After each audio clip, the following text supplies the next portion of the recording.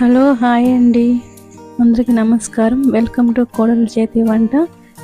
ఈరోజు స్పెషల్ బెండకాయ curry. Fish curry స్టైల్లో చేసుకోవచ్చు. సూపర్గా ఉంటుంది, సూపర్ టేస్టీగా ఉంటుంది. రాగి ముద్దలకు బాగుంటుంది, రైస్లో బాగుంటుంది. మీరు కూడా ట్రై చేసి నాకు కామెంట్ చేయండి ఫ్రెండ్స్. ప్లీజ్ సబ్స్క్రైబ్ చేసుకోండి, లైక్ చేయండి, ప్లీజ్ సపోర్ట్ చేయండి. ఎలా చేయాలో స్టార్ట్ చేసేద్దాము. ముందుగా 1/2 కేజీ బెండకాయలు తీసుకోవాలి. లేత బెండకాయలు అయితే కర్రీ బాగా వస్తుంది, టేస్ట్ కూడా బాగుంటుంది. అన్నీ లేతవే తీసుకోవాలి. ముదిరిన బెండకాయలు వేయొద్దు, కర్రీ పాడైపోతుంది. చూడండి, ముదిరివి చాలా తీసేసాను, లేతవి మాత్రం వేసుకోవాలి. నీట్గా వాష్ చేసి పెట్టుకున్నాను. బెండకాయల వల్ల ఎన్నో లాభాలు ఉన్నాయి. స్కిన్ టోన్ బాగుంటుంది, జ్ఞాపక శక్తి పెరుగుతుంది. షుగర్ ఉన్న వాళ్ళకి మంచి ఫుడ్. 5 టమాటాలు చిన్న బౌల్ వాటర్ తీసుకొని చింతపండు నానబెట్టుకుందాము. నిమ్మకాయ సైజ్ అంతా చింతపండు తీసుకోవాలి. కళ్ళు ఉప్పు వేసుకుంటే త్వరగా నానుతుంది చింతపండు, ఫాస్ట్గా కర్రీ చేసుకోవచ్చు. టొమాటో ఆనియన్స్ కట్ చేసి పెట్టుకుందాము.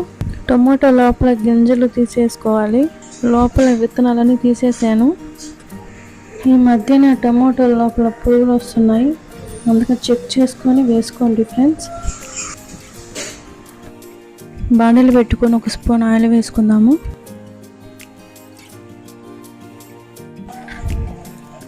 ఆయిల్ వేడెక్కింది, బెండకాయలు వేపుకుందాం. ఫస్ట్ ఆఫ్ ఆల్ బెండకాయలు వేసుకోవాలి.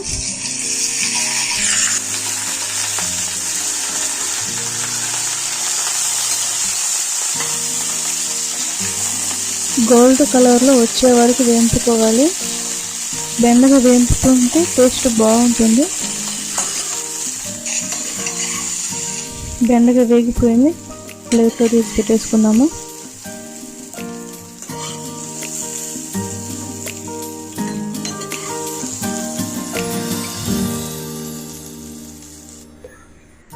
టూ స్పూన్స్ ఆయిల్ వేసుకోవాలి. వేడెక్కిన తర్వాత ఆవాలు వేసుకోవాలి. ఆవాలు చిట్టపట్ట అయిపోయిన తర్వాత జీలకర్ర వేసుకోవాలి. కాసంత మెంతులు వేసుకోవాలి, 1 స్పూన్ చాలు. 3 రెమ్మల కరివేపాకు వేసుకోవాలి. కరివేపాకు వేసుకుంటే మంచి టేస్ట్ వస్తుంది. బాగా వేపుకోవాలి కరివేపాకు. నెక్స్ట్ ఆనియన్స్ వేసుకోవాలి.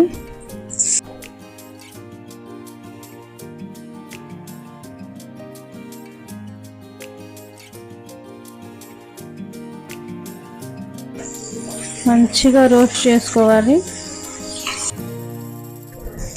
బ్రౌన్ కలర్లో వచ్చేసింది. ఇప్పుడు టమాటో వేసుకోవాలి.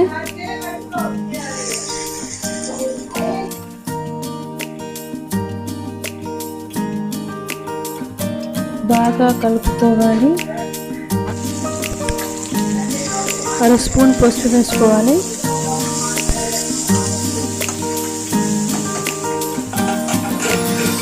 ఒక 10 మినిట్స్ మూత కప్పెట్టుకోవాలి. మూత తీసి చూస్తే టమోటా మెత్తగా రావాలి.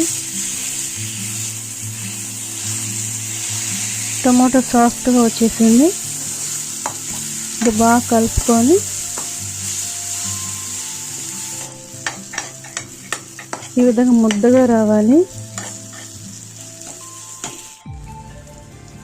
1 టీ స్పూన్ కారం వేసుకోవాలి. నేను పెద్ద స్పూన్తో వేసుకున్నాను. 1/2 టీ స్పూన్ ధనియాల పొడి వేసుకోవాలి. రుచికి సరిపడంత ఉప్పు వేసుకోవాలి. మొత్తం కలుపుకోవాలి.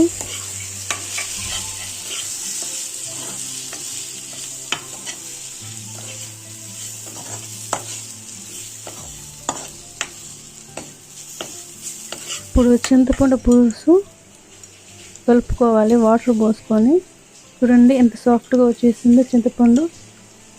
ఉప్పుతో వేయడం వల్ల చింతపండు సాఫ్ట్ అయిపోతుంది. చింతపండు పులుసు వడపోసుకొని లీటర్ తీసుకున్నాను. అది తిరుమతకి పోస్తున్నాను.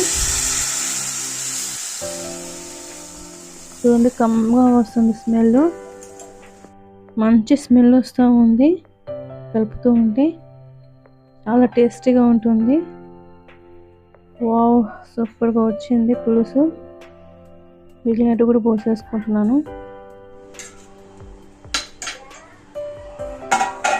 కాసేపు మూత పెట్టేసుకొని హై ఫ్లేమ్లో పెట్టుకోవాలి.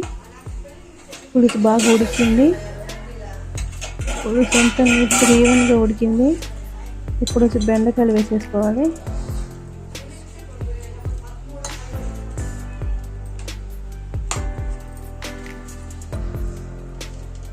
బెండకాయలు వేసినాక ఇంకా చిక్కగా రావాలి కర్రీ, అప్పుడు ఇంకా టేస్ట్ ఉంటుంది.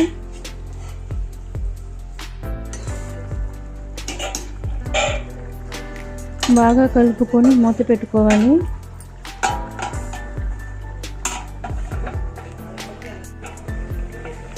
ప్లేట్ తీసి చూడాలి. వావ్, సూపర్గా వచ్చింది కర్రీ. పచ్చి కరివేపాకు పైన చల్లుకోవాలి.